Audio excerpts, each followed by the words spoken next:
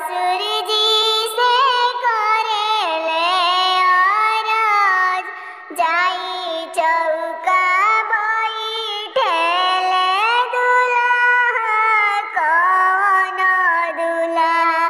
सासु से करेले अरज, ससुर जी से करेले अरज, हमारा के चाही ससुर मोटर साइकिल, पढ़ल दियावा जरूर।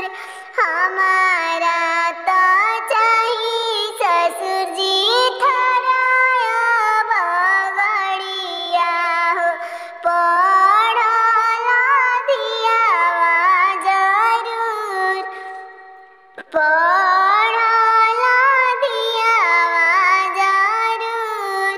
हमही तो हई बाबू गरीब गृहस्थी हो, मोरे कोख बेटिया बहुत। हमहू तो हई बाबू गरीब गृहस्थी हो, मोरा कोखे बेटिया बहुत। एतना बचन जब सुनेले कौन दुल्हा, उठेले बदन झाराई, उठेले बदन झाराई।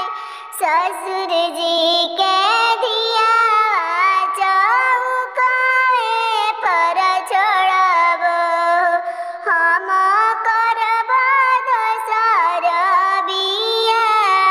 जइबो में मरन देशे करब बियावा, मांगब